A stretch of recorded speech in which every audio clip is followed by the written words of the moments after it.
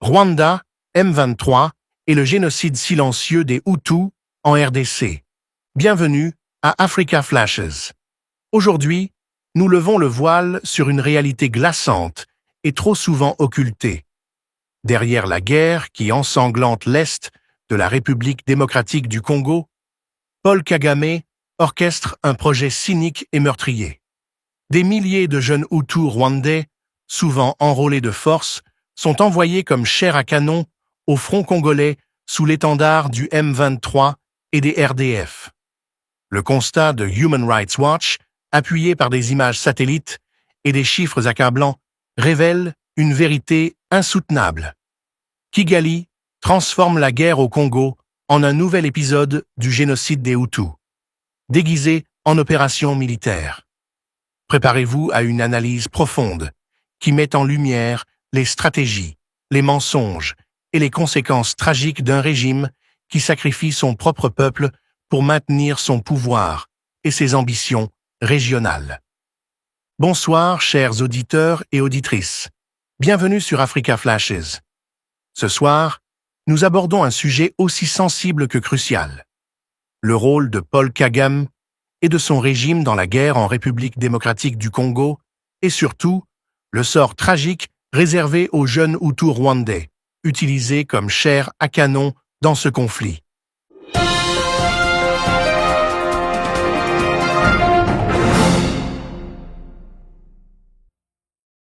Car au-delà des discours officiels, au-delà de la propagande du régime de Kigali, les faits, les images satellites et les chiffres documentés par Human Rights Watch, par le Guardian et par d'autres sources crédibles révèlent une réalité terrifiante. Kagame est en train de commettre un autre génocide, un génocide silencieux, celui des Hutus, en se servant de la guerre congolaise comme couverture. Tout commence avec une donnée apparemment froide et statistique, mais qui raconte en réalité une tragédie humaine. Le nombre de tombes au cimetière militaire de Kanombe à Kigali.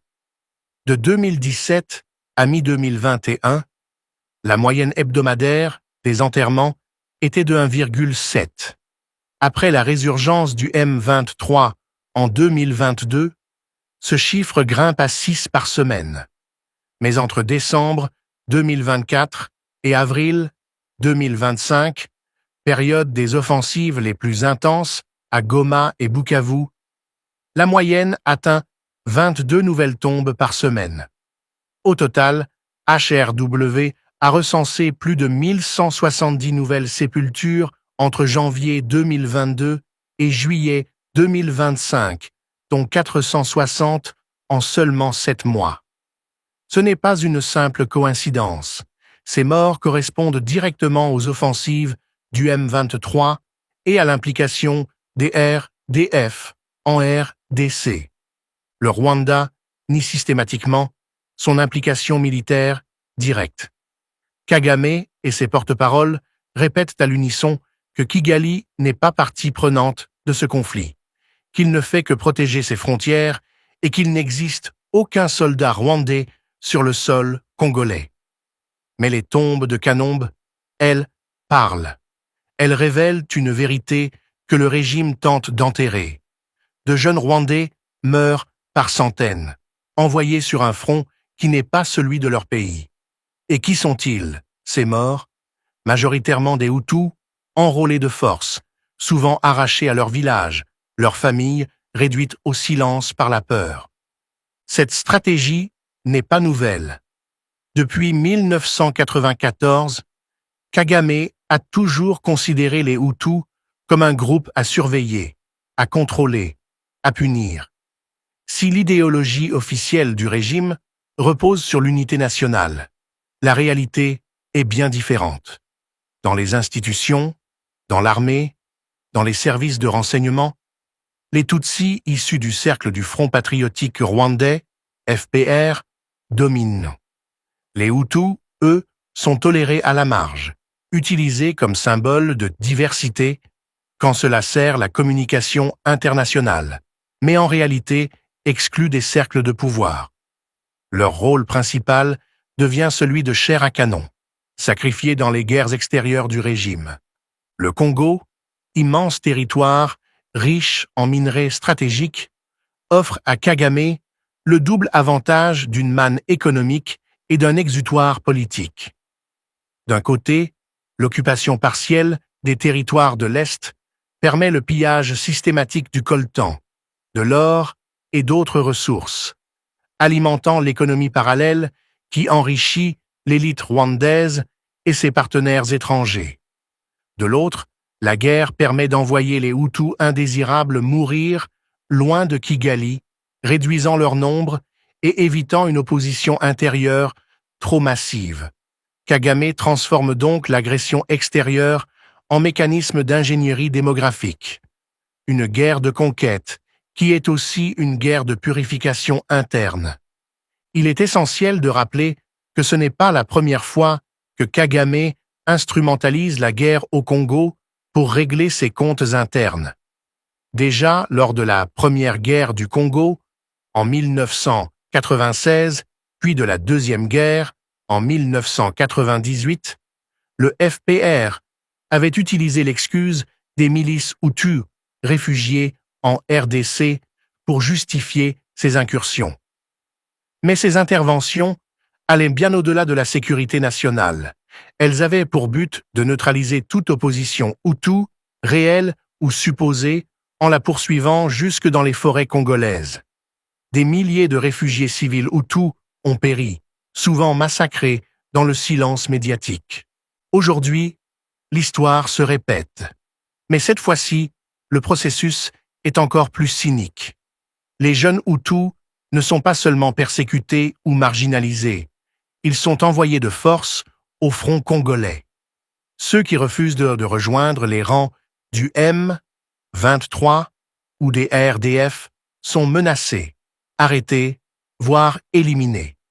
Le régime a perfectionné sa stratégie. Il ne se contente plus de purger les Hutus par la stigmatisation ou l'exil.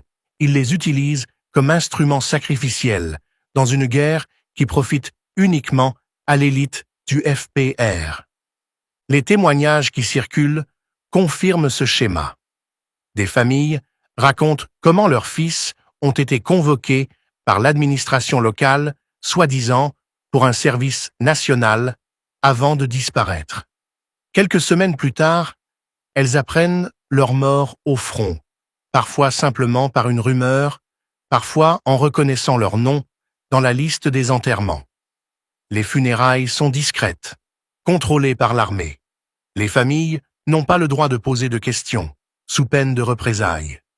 Le parallèle avec 1994 est glaçant. À l'époque, les Hutus avaient été diabolisés collectivement, accusés en bloc de complicité avec le génocide des Tutsis. Aujourd'hui, sans être massacrés à la machette, ils sont envoyés à la mort par d'autres moyens, plus sophistiqués, mais tout aussi brutaux. C'est un génocide par procuration, un génocide silencieux, camouflé derrière les discours de défense nationale et de lutte contre le terrorisme. Kagame sait que le mot FDLR suffit à convaincre certains observateurs internationaux de fermer les yeux. Tout Hutu envoyé mourir au Congo est présenté comme un terroriste neutralisé, alors qu'en réalité, il s'agit souvent d'un simple paysan, contraint de porter l'uniforme. Human Rights Watch a franchi une étape importante en qualifiant le Rwanda de puissance occupante en RDC au regard du droit international. Cela signifie que Kigali est légalement responsable des crimes commis par le M23. Mais il faut aller plus loin. Le régime est aussi responsable des crimes commis contre son propre peuple en envoyant de force ses citoyens au front. Chaque tombe du cimetière de Kanombe est une preuve. Chaque image satellite est un témoignage. Le silence complice de la communauté internationale est également à dénoncer. Beaucoup de puissances occidentales, fascinées par le récit du miracle rwandais, refusent de voir la réalité. Kagame est présenté comme un dirigeant moderne, un modèle de développement. Mais derrière les chiffres flatteurs de croissance se cache une dictature implacable qui sacrifie ses citoyens les plus vulnérables pour maintenir son pouvoir et enrichir son cercle rapproché. Le Rwanda ne peut pas être à la fois un modèle de bonne gouvernance et une puissance occupante qui commet des crimes contre l'humanité. Ce qu'il faut comprendre, chers auditeurs, c'est que la guerre en RDC n'est pas seulement une guerre pour des territoires ou des minerais. C'est aussi une guerre contre un peuple, contre une partie de la population rwandaise. Les Hutus meurent à Goma, à Bukavu, à Masisi, et leurs tombes s'alignent à Kigali. Kagame transforme le Congo en champ de bataille et en cimetière à ciel ouvert pour ses propres concitoyens. Et c'est précisément là que réside l'urgence.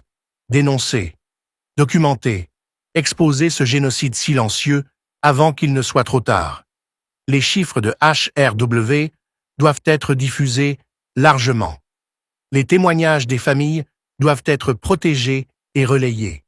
Les tombes de Kanombe doivent devenir des symboles de résistance, pas seulement des lieux de deuil.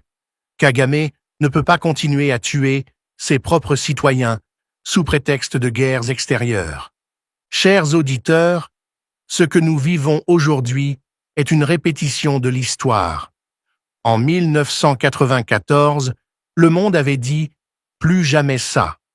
Et pourtant, 30 ans plus tard, un autre génocide est en train de se produire, sous une forme différente, mais avec les mêmes victimes, les Hutus. La différence, c'est que cette fois, l'outil n'est pas la machette, mais l'enrôlement forcé et l'envoi au front. Le résultat, lui, est identique. Des milliers de vies brisées, des familles décimées, un peuple sacrifié. Pour comprendre l'ampleur du drame actuel, il faut replacer les événements dans la continuité des guerres du Congo. Dès 1996, le régime de Kigali, fraîchement installé au pouvoir, après la victoire du Front patriotique rwandais, a utilisé la présence des réfugiés Hutus en RDC comme prétexte pour envahir le territoire voisin. Sous couvert de traquer les miliciens responsables du génocide de 1994, l'armée rwandaise s'est livrée à de véritables massacres de civils Hutus réfugiés dans les forêts congolaises. Des enquêtes de l'ONU, bien que timidement publiées et rapidement étouffées sous la pression diplomatique, ont révélé des crimes de masse. Déjà à l'époque, Kagame faisait d'une pierre deux coups, éliminer des opposants Hutus et s'approprier les richesses minières de l'Est congolais. La Deuxième Guerre du Congo, en 1998, a prolongé cette logique. Officiellement, Kigali justifiait son intervention par des raisons sécuritaires, mais dans les faits, l'objectif était clair: contrôler les gisements stratégiques, installer des mouvements rebelles dociles, comme le RCD Goma, et maintenir une mainmise indirecte sur une partie du territoire congolais. Ces guerres ont coûté la vie à des millions de Congolais, mais elles ont aussi servi à décimer les populations Hutus, que Kagame percevait comme une menace intérieure, même lorsqu'elles se trouvaient en exil. Aujourd'hui, l'histoire se répète avec le M23. Officiellement présenté comme un mouvement congolais, il est en réalité un prolongement de l'armée rwandaise. Ses chefs obéissent à Kigali, ses armes proviennent de Kigali, ses stratégies sont définies à Kigali. Le M23 est l'outil parfait pour Kagame. Un masque derrière lequel il peut poursuivre ses guerres d'expansion et de purification démographique, tout en niant toute implication. Et dans ce schéma, les Hutus rwandais, enrôlés de force, deviennent les victimes invisibles, les soldats sacrifiés dont les corps remplissent les tombes de Kanombe. Le rôle économique de cette guerre est central. Le Rwanda est un petit pays, sans ressources naturelles significatives.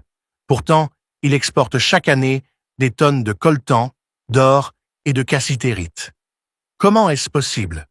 Tout simplement en pillant les minerais du Congo.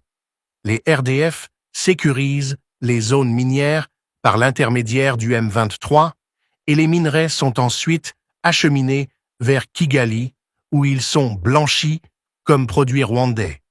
Cette économie de guerre profite à une élite restreinte autour de Kagame, mais le prix humain est payé par les Hutus envoyés de force au front et par les Congolais victimes des exactions. Ce pillage bénéficie également à des multinationales occidentales. Des entreprises américaines, européennes et asiatiques ferment les yeux sur l'origine douteuse des minerais tant qu'elles peuvent garantir leur approvisionnement en coltan, indispensable pour la fabrication des smartphones, ordinateurs et batteries. C'est là que réside une partie de la complicité internationale.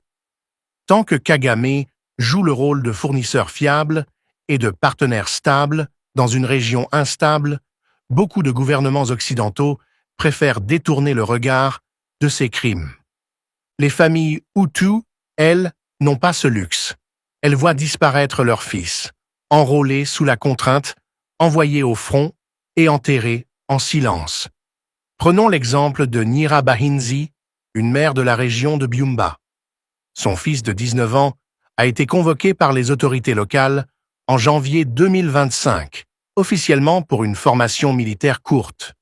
3 semaines plus tard, elle apprend par un voisin que son fils est tombé à Goma.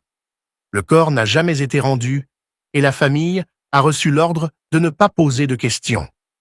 Nyirabahinzi vit aujourd'hui avec un deuil sans sépulture, sans explication, et avec la peur constante que son autre fils connaisse le même sort. Ce type de récit se répète dans tout le Rwanda rural. Les Hutus sont devenus une population jetable, sacrifiée pour les ambitions régionales du régime. Le plus cynique, c'est que Kagame présente ces morts comme des héros, alors même qu'ils n'ont jamais choisi de se battre. Il instrumentalise leur disparition pour nourrir un récit nationaliste tout en poursuivant sa politique d'exclusion et de contrôle. La complicité internationale mérite une attention particulière. Les États-Unis, par exemple, continuent de considérer Kagame comme un allié stratégique dans la région des Grands Lacs. Washington voit en lui un contrepoids aux influences chinoises et russes en Afrique. Le Royaume-Uni, malgré quelques tensions liées au projet controversé d'accueil des migrants rwandais, a longtemps présenté Kigali comme un modèle de bonne gouvernance. L'Union européenne, obsédée par la stabilité apparente du Rwanda, reste timide dans ses critiques. Tous ces acteurs savent pourtant que des crimes sont commis, mais ils choisissent la realpolitik au détriment de la vérité et de la justice. Et pourtant, les preuves sont là. Human Rights Watch documente les tombes de Kanombe. The Guardian révèle les anomalies et les contradictions dans le récit officiel. Les Nations Unies elles-mêmes, dans certains rapports confidentiels, reconnaissent l'implication directe du Rwanda dans les opérations du M23, mais aucune sanction internationale sérieuse n'est prise. Kagame bénéficie d'une impunité quasi totale, protégé par le mythe du sauveur du Rwanda qui continue de séduire certaines chancelleries occidentales. Ce silence est d'autant plus dangereux qu'il encourage Kagame à poursuivre sa stratégie. Plus il se rend compte qu'il peut envoyer ses citoyens mourir au front sans que la communauté internationale ne réagisse, plus il pousse cette logique jusqu'à l'extrême. Aujourd'hui, ce sont des centaines de Hutus enterrés à Kanombe. Demain, ce seront peut-être des milliers. Le génocide silencieux est en marche, et chaque semaine qui passe ajoute de nouvelles victimes. Il faut aussi souligner la dimension psychologique de cette politique. En envoyant les Hutus mourir au front, Kagame envoie un message à l'ensemble de la population. Personne n'est à l'abri. L'État contrôle votre vie et votre mort. C'est une stratégie de terreur qui vise à maintenir le peuple dans la soumission. Les familles Hutus n'osent plus parler n'osent plus protester, de peur d'être accusés de soutenir les FDLR ou d'être persécutés à leur tour. Le régime a réussi à transformer la douleur individuelle en silence collectif. Face à cette réalité, que faire? La première étape est de briser le silence. Les médias indépendants, les ONG, les intellectuels africains et les diasporas doivent s'unir pour dénoncer ce génocide silencieux. Il ne s'agit pas seulement d'un problème rwandais ou congolais, mais d'un problème africain et mondial.